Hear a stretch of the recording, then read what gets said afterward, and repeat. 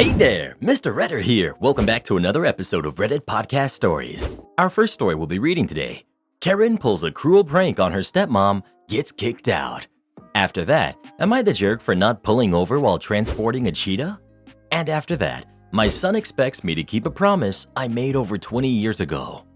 Now for every thumbs up this video gets, one Karen gets kicked out. Does that mean I won't have to see your face anymore, Reddit boy?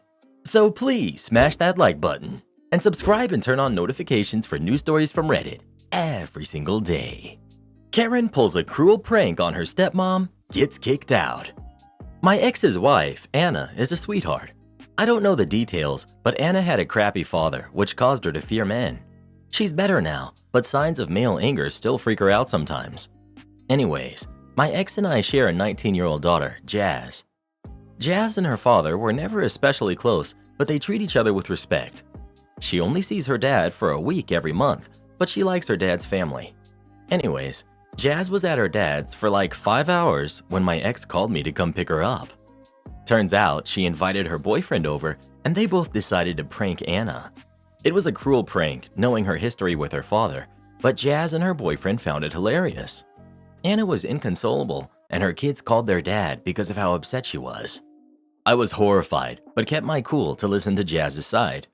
But when I picked her up, she was like, OMG, it was just a joke and it was my boyfriend's idea. Besides, Anna's grown and her dad's been dead, so what's the big deal? I asked her if she decided to do the prank knowing how Anna would react. She argued with me on this and said, well, it was my boyfriend's idea. I asked her if he made her do it or if he begged her to do it. She said no. I asked her if she laughed and found it funny. She said yeah, no shame. So I said, then it's your fault just as much as it's your boyfriend's fault. If you're that weak that you do something so hurtful just because your boyfriend said so, then clearly I haven't done my part. She seemed to ignore everything I said except for the "you're weak" part. She went, wow, Mom, now I know what you really think of me. I told her to cut it out, but she said, you called me weak and insulted me and expect me to listen to you? You might be my mom, but that doesn't give you the right to insult me. I'm an adult for goodness sake. I told her to act like one then and stop living off of me if she's such a big adult. She said fine and she called her boyfriend and left. But I feel terrible. I didn't mean it at all. And now I feel like maybe I shouldn't have called her weak or told her to stop living off of me. I should have just told her to cut it out.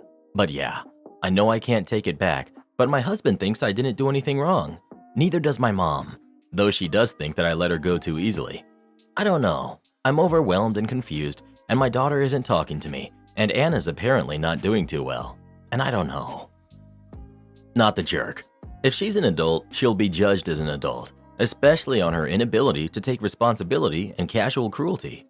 You were honest with her, and she chose to take offense, instead of addressing the lack of empathy that brought all this on. Let her live in the real world a while. I can't imagine a harsher or more appropriate punishment. Act with kindness or get out isn't that much to ask, in my humble opinion. Am I the jerk for not pulling over while transporting a cheetah? I'm a zookeeper of 11 years and got the call yesterday that we had acquired 2 cheetahs from another zoo, about 4 hours away. Happens from time to time. Zoos decide that particular animals might be better off at one facility than another. We left in one of our transport vans around 2 p.m. I took 2 keepers with me. Let's call them Seth, who's been around as a swing keeper for a few years, has a bit of cat experience, and Megan, fairly new to the industry, brought her partially for the experience and partially because she was the only other one who wanted some extra hours working late. We arrive at 6 p.m. and get to see these 2 beautiful cheetahs, and Seth helps me get them loaded into our crates. He does ask, shouldn't we wait for them to go to the bathroom before driving back with them? Which I know is a common practice sometimes, but I said, nah, it could be hours, and the van smells of animals already. We'll be getting back late enough as it is. So they agreed and we headed back. It was a bit cramped, but we made it work. Megan sat up front with me and Seth sat in the back with the cheetah crates. Had to keep them in the passenger compartment to observe them, make sure they were okay. The drive back went fine until right before the 3-hour mark. Predictably, one of the cheetahs relieved itself. Seth said, oh no, it went. And a few seconds later, the smell hit us up front. Honestly, to me, it just smelled like healthy cheetah do. But I was mostly just happy to know that the cheetah we got was healthy. It sprayed too, intact male cheetah, which did make it worse. When the smell hit Megan, she started gagging, saying, "Oh my God, it's atrocious." I agreed, but kept driving. Less than a minute later, she said, "Please, can we pull over? I'm going to be sick." I said that it'll be hard to clean this. It's only another hour and a half tops. But she said, "I don't know if I can make it an hour in this." I really hoped we could make it back, but when even Seth lost his composure and started retching, I knew this wasn't good, and Megan was practically crying. So I relented and pulled off at the next exit and pulled up behind a gas station to clean the crate. But not before Megan threw up. Seth had to help me transfer the cheetah, and then we cleaned the crate and Megan's throw up. Then we got back in, but Megan recoiled and gagged, saying the van still reeked of throw up, cheetah dew, and spray, which was true. She asked if we could let it air out for another hour, but I said no, sorry, it would barely help, and we need to be getting back. She looked ill and miserable the whole drive back and has been a bit standoffish to me since. I'm not her regular direct manager, so it's not really my place to intervene. Seth did say the next day, "That's what I was afraid of," but I think my actions were justified. Am I the jerk? Not the jerk. I've done animal transports. Freezing, wet, smelling horribly. The animals come first. There is no waiting. You make it as short and as least stressful as possible for the animal. People can deal with it. Awesome that you stopped for them when they got sick. I would have passed them a bucket. All the "you're the jerks" are coming from people who have never worked with non-domesticated animals. Info. Is the intent for Megan to work with big cats at all? If so, I thought this was something all big cat keepers had to go through. I know I threw up 6 times my first week working with lions, but they never gave me any breaks or help enduring it, and said eventually I'd acclimate if I stuck with it. Finally I did, sort of, but oof, it took some time, I'll tell you that. If not, then you would be the jerk. Don't put people through that smell who don't need to deal with it as part of their jobs. Not the jerk. You're zookeepers. Animals are going to do what animals are going to do. This sounds like a normal part of a job that's sometimes stinky. Sounds like Megan, and perhaps Seth, should find a different career. My son expects me to keep a promise I made over 20 years ago. I have 2 sons, Jake, who's 30, and Carlos, who's also 30. Carlos is technically my stepson, but he's still my son. I adopted him. I have a ranch. It's only 2 hours away from the city, so I used to go every week with my son Jake when he was little. During one of the trips to the ranch, I offhandedly promised him that one day this ranch would be his. I met Carlos' dad when Jake and Carlos were 6. I married him a year later. Both Jake and Carlos used to go with me almost every week to the ranch, depending on if they were busy. When they were both 16, Jake picked up football pretty seriously, so he couldn't go to the ranch so much anymore. Carlos continued to go with me until 18 when he went to college and studied engineering and agriculture. Jake got a degree in finance. After college, Carlos asked me if he could move to the ranch to work there full-time. Of course, I agreed. That was 8 years ago. Since then, he has made great improvements, and I can confidently say he's the biggest reason as to why the ranch is thriving. He also now has a wife and a daughter who live there full-time. On the other hand, Jake didn't really show any interest towards the ranch. He maybe goes once every 4 months. I was having dinner with Jake the other day. We were reminiscing a dear family friend who recently passed without a will and how his family is now looking towards a long process of litigation because they couldn't agree about how to split his stuff. I said, "Good thing that I already decided mine." Jake was surprised and asked me how I'm going to split my net worth. I told him that the stuff from his mom was going to him and the ranch was to be split between Carlos and him, and the house will stay with my husband. Jake then asked me if I remembered the promise I made to him when he was 6. I said I did. Then he asked me why I'm not honoring that promise. I was shocked. I asked him if he was being serious, and he said yes. Then I said, "It's insane that you're expecting me to do that. You're being ridiculous." He was not happy. We finished dinner quickly after that, and when I told him goodbye, he said to me to not contact him for a while because he had to sort out his feelings about this. That was a week ago, and he hasn't returned any of my calls. Carlos is also mad at me because Jake is basically his best friend and hasn't talked to him either. My husband is staying out of all of this. Not the jerk. Carlos has sweat equity in the ranch at this point. You would be justified in leaving the ranch to Carlos alone. But you are splitting the ranch so Jake gets half of it. That's fair, and it's not breaking a promise. If Jake wants the entire ranch, he can buy out Carlos half, which Carlos has earned. OP, make sure your attorney has an airtight will with your wants clear as crystal. Not the jerk. Not the jerk. Not sure if the people calling you the jerk have kids, because it's weird for them to be saying you should be keeping the promise to give a whole ranch to a 6-year-old. You were obviously being sweet in the moment. Not to mention, you didn't have 2 kids at the time. You're the jerk. You made a promise that meant a lot to him, and when, for good reason, reneging on it, you called him insane and ridiculous. An explanation was warranted, not name-calling and belittling. You're not the jerk for how you want to divide your assets, just the way you handled this conversation. Personally, you're the jerk. I have a friend who bought her parents' house for $1 when she was a kid. Her parents have it in their will that she gets the house, and her sisters don't have legal entitlement to that property. Currently, one of her sisters lives in the house, and before she makes any changes to the property, she has to ask their parents, and my friend. Don't make promises to kids you don't intend to keep. Kids will always remember. Am I the jerk for walking out of my birthday dinner? Edit to add. In the past, they've recorded it on their phones and shared it on their personal social media pages with other family. Even in other countries, they find it funny. Still part of the edit. I also would be okay with singing for someone else. It's the making a whole spectacle of me that's the problem. I, 35 female, am an introvert and have severe anxiety. Being the center of attention is my biggest nightmare. I would be fine living alone in the woods as a recluse. Because of that, I hate to go out for my birthday. I'll either spend it alone or at home with close friends where I'm more comfortable. I have some friends and family who always want me to go out for my birthday with them, and sometimes I go. Unfortunately, even though I literally beg them not to, every once in a while someone will think it's funny to tell the staff it's my birthday and to have them do the whole dessert and sing happy birthday, and I literally go into a full-on panic attack. They think it's hilarious. I've even had them pull out cameras and record while they laugh. A week ago, my grandma passed. The family pushed and wanted to do a birthday dinner. Said it would be good to get out of the house. Some close friends also went. Well, we're finishing up dinner, and I hear the sound that literally filled me with anger and rage. It was the sounds of the line of waitstaff clapping as they're all walking towards us with a dessert with candles, and they start their restaurant's signature, loud, obnoxious birthday song. My brother and his wife start laughing. With the waitstaff about 5 feet away from our table, I got up and walked out of the restaurant, got in my car, and went home. My mom says she was mortified and says I was a major jerk, and that it wasn't only rude to everyone who came to my birthday, but also to the staff, and that she had to apologize profusely and leave an extra tip. Am I the jerk? Not the jerk. I'd tell my kids, it's only funny if it's funny for everyone.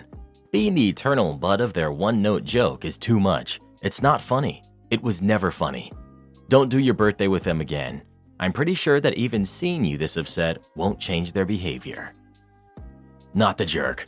I would absolutely get up to go to the bathroom as soon as you get to a restaurant with any of these people and ask for the manager and tell them that you do not want the birthday treatment no matter what anyone says.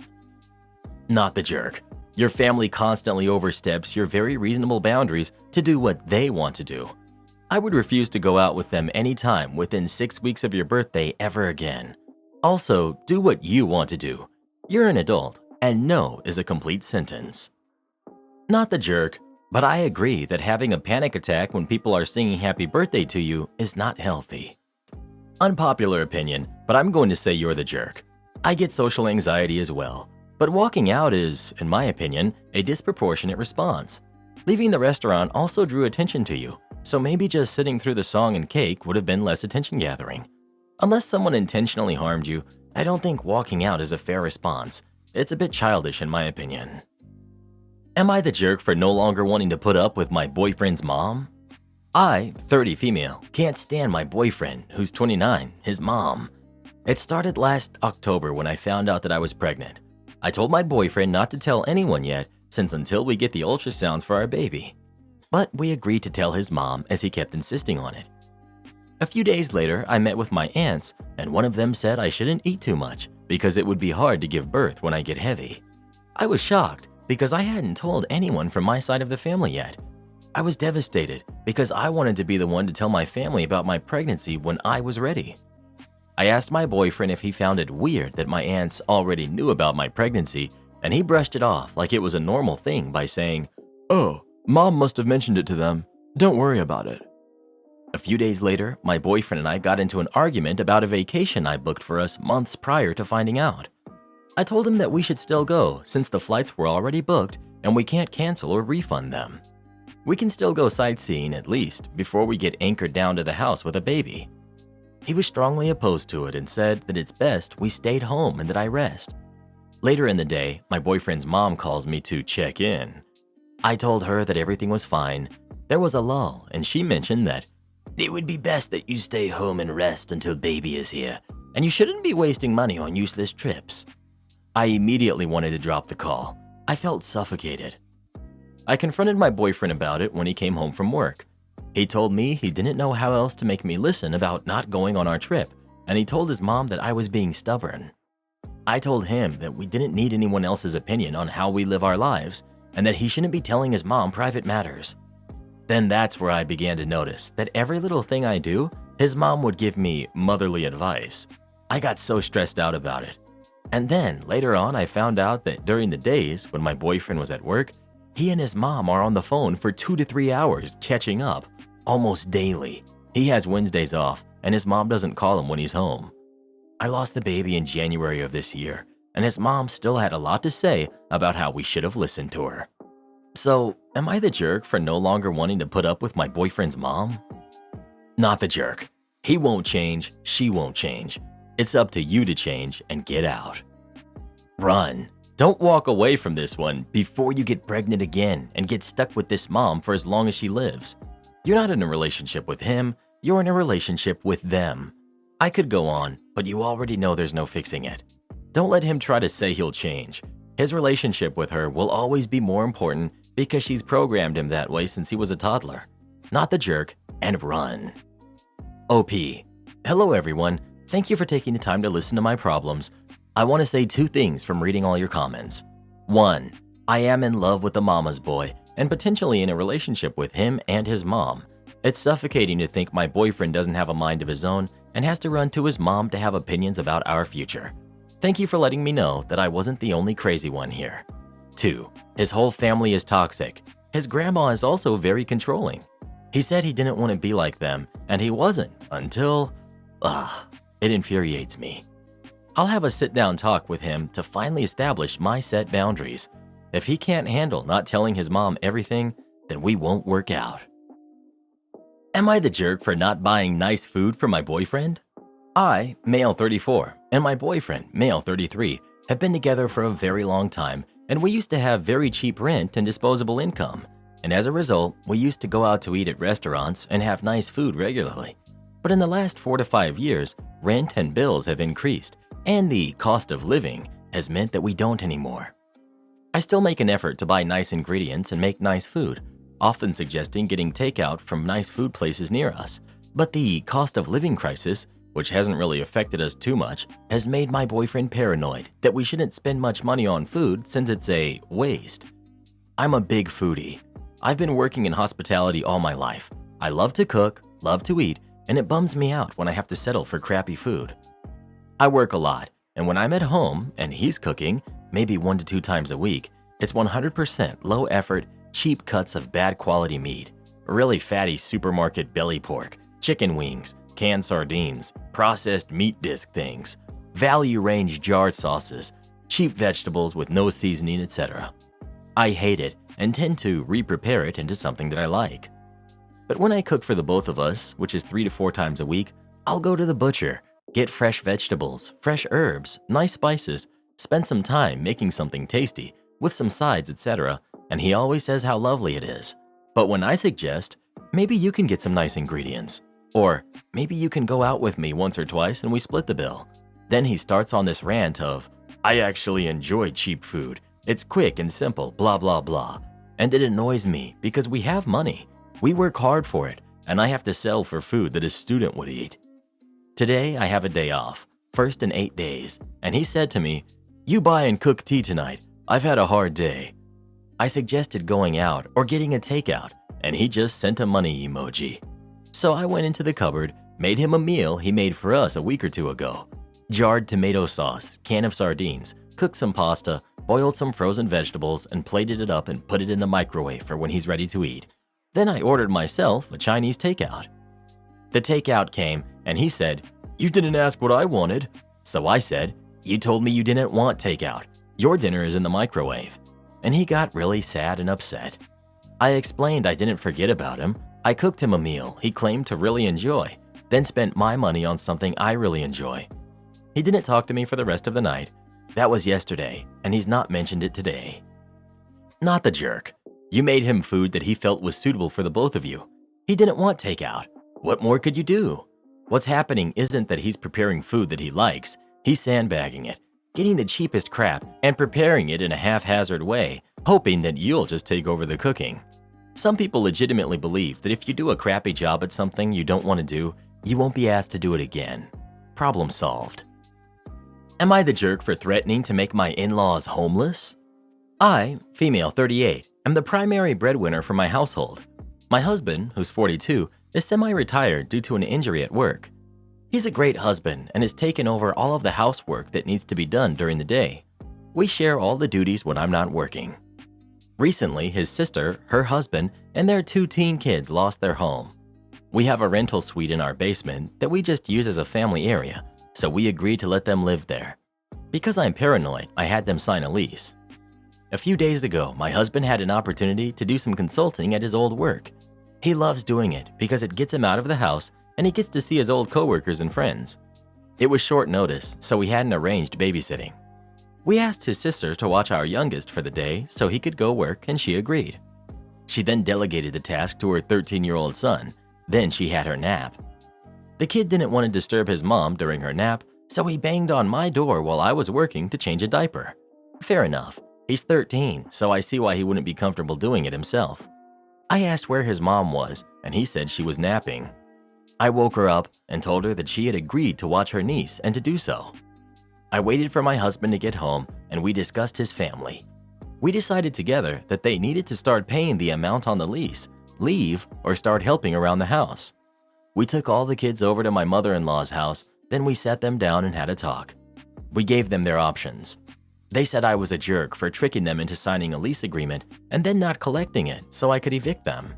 I said that wasn't the only choice. I said that she was the one who chose to lay off a responsibility on a kid. I said that I was basically the one supporting her, and if she couldn't help, then she had to give me money or leave. Some further information. Neither her nor her husband have jobs right now. They're buying groceries with his unemployment benefits. I set up the lease because of horror stories that I've heard about people claiming to be tenants. There's absolutely nothing unreasonable about this. The fact that they are protesting this arrangement and demanding free lodging is a sign that you should just ask them to leave right now. Not the jerk. Not the jerk. You aren't threatening. You're having healthy rules and boundaries. You're giving them an entirely reasonable choice. Pay rent, contribute another way, or have a different living situation. There's nothing wrong with that. And good for you for setting up that lease. That was an extremely smart move. Neighbor playing music till past 4 a.m. and gets indignant and rude after I politely ask her to turn it down. I believe the text messages speak for themselves, but just for some extra context, this is a text exchange between me and my neighbor. We've been friends for 10 plus years and share a thin wall in an apartment. Monday, 3:07 a.m. Me. Could you turn your music down, please? The bass is coming through the wall. Thanks. I said thanks because I thought she had turned it down. Turns out the song had just ended and she kept playing music till past 4 a.m. But at that point, I passed out. These are the texts I woke up to. Monday, 5:55 a.m. Her. Oh, please, get over yourself. My one day off. Mean gesture emoji. 6:55 a.m. Me. Not my day off. Get over yourself. I was super polite. At 3 a.m. too, which nobody else would have been. At that point, I'm up and rage-fueled, so I put my speaker, smallest speaker I have by the way, next to her wall and turn on the bassiest music I have while doing my morning work. 7:45 a.m. Her. Keith, for the love of God, you are so selfish and it truly is insane. I have not had an opportunity to listen to music or be out in months, and the one time All you can think about is yourself. It amazes me how truly selfish and self-aware that you are. Sometimes I'm like, is he even my friend? Or is he just some jerk who lives next to me? You literally only care about yourself. Me. Anytime you ask me to do some basic neighbor stuff, I do it. I ask you to do even more basic neighbor stuff, and you tell me to go forget myself. Her. And now you are aggressively playing music because you can only think about yourself, right? For years, I never said anything because I was like, one day it will be my turn. And now, look at you. Disgusting. You're pathetic. You only see yourself. It's amazing. Me. You only care about yourself. It's unacceptable socially and legally to play music after 2 a.m. That's when bars have to close here. Don't ask me for crap again. Her. I've been working 80-hour weeks, and I got one night to enjoy myself. I cannot believe all you can think about is you. It amazes me. Me. Then get some headphones.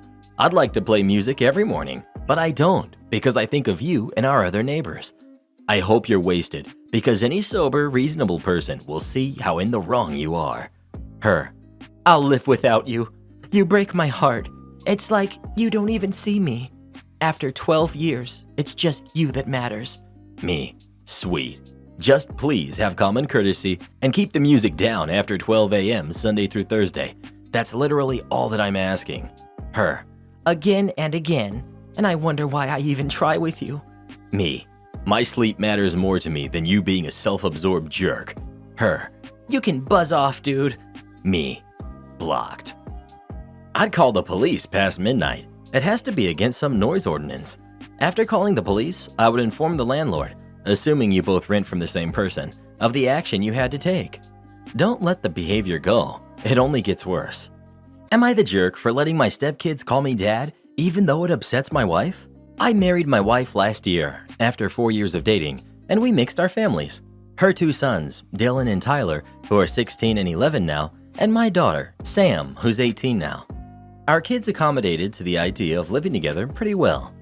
Dylan and Ty's father and my wife got divorced when Tyler was born, and they agreed he would only have visitation rights. Around 2 or 3 years ago, Tyler called me dad while we were having dinner, and that night, my wife asked me to correct her kids when they call me dad, out of respect for their actual father.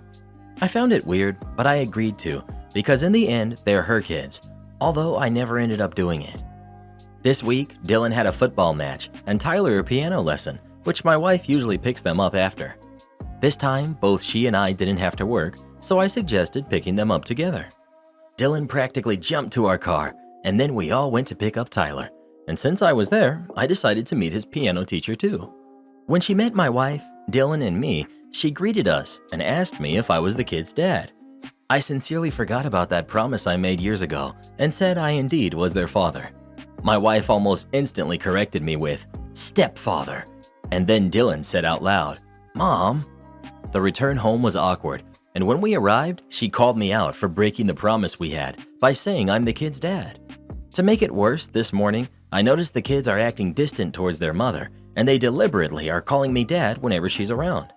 I feel guilty because it's the first time there's been such tension between them, and it's my fault. Am I the jerk for calling them my kids? Your wife is working towards an estranged relationship with her boys. We can parent as much as we want, but we will never control our kids' feelings. She has assigned herself way too much power and her kids too little autonomy. We aren't talking about 6-year-olds. You didn't do anything other than step up to the plate that another man abandoned. Not the jerk. The whole goal of step-parenting is to have this kind of relationship. How can OP's wife be so mad about something so many people would dream of having? Because she's still dreaming of reconciling with the biological father. That was my first thought. Then I read the comments, and apparently the biological father misses visitation but still sees OP's wife regularly, which implies they're having an affair behind OP's back. I just hope OP isn't putting money into Dylan's college fund. Why? Why this in particular?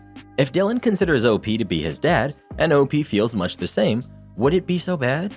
The kid's done nothing wrong and his education isn't for his mother's benefit. I created a college fund for my ex's kid, who I love very much. A bad feeling between the parents shouldn't affect the kid. Not the jerk. She's upset because you are a father to her kids and love them and they love you back? I could understand their dad being upset, but not her. And honestly, not even him. He has visitation. You live with them. OP. He doesn't even visit them, so I actually would get mad if he protested. Not the jerk. I would understand if he was still in the picture, but I don't understand why your wife would want them to call you stepdad out of respect for an absent father. Respect is earned. He's done nothing to earn it and nothing to earn the title of dad. On the other hand, clearly you have. ETA. Okay, I see a lot of people responding to my comment, talking about the wife having an affair with the ex-husband. I didn't see his comments about the ex-husband still meeting with his wife regularly before I commented this. However, I still stand by my statement. He might still be actively present in the wife's life, but he is certainly not around enough in the kids' lives to earn the title of dad. Not the jerk. If the kids think of you as dad, then you're dad. Dad is not limited to biological father. Why can't the kids have two dads? Also, it should be seen as the highest of compliments. OP's wife should be grateful that her sons see and feel that way about their stepfather. It definitely isn't always the case. Your wife is the weird one, dude. It's almost as if she only wanted you to be there for the financial support, not to be a father to her kids. Her kids like you. The fact that they got upset on your behalf is proof of that. That's why they're deliberately going out of their way to call you dad. She hurt their feelings. She may not see you as her kid's dad, but they sure as heck see you as their dad. OP. That's the reason I never could tell them to stop calling me dad, even when I still wasn't as attached to them as I am now. Their tone was always affectionate and innocent, and nowadays, it even makes me happy that they consider me their dad.